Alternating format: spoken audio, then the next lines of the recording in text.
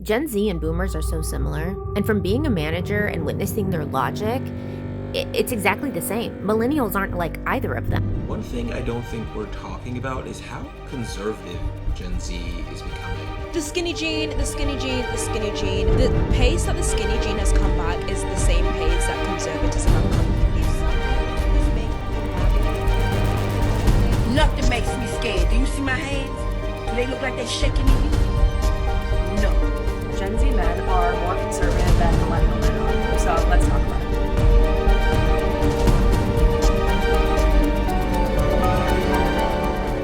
Purity culture is back.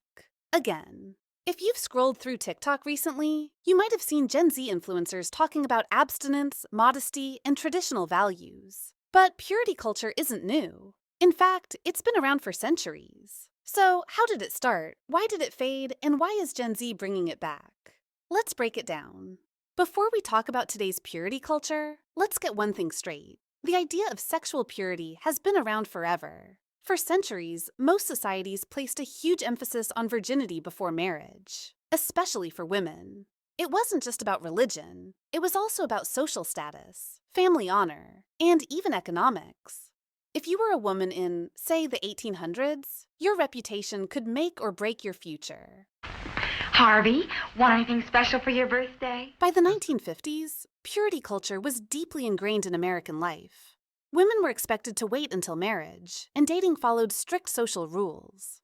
But then the 1960s and 70s happened. The sexual revolution. Birth control became widely available, attitudes toward casual relationships shifted, and suddenly, the old purity ideals weren't as dominant. Then came the backlash.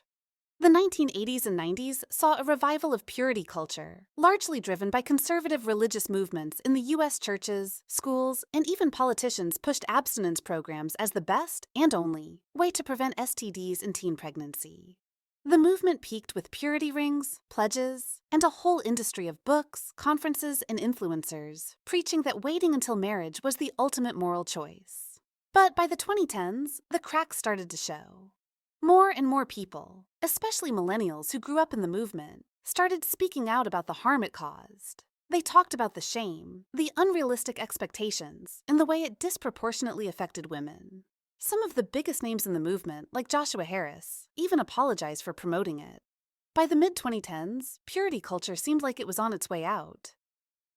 So, why is it back? Enter Gen Z, those born between 1997 and 2012.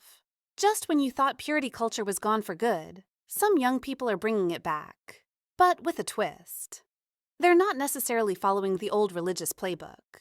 Instead, many are rejecting hookup culture, focusing on high-value relationships, and embracing traditional roles in dating and marriage. In some cases, it's about faith. In others, it's just about wanting a more structured, stable life. So, who's pushing this? On one side, you've got conservative influencers, people like Andrew Tate, who argue that traditional relationships are the key to success.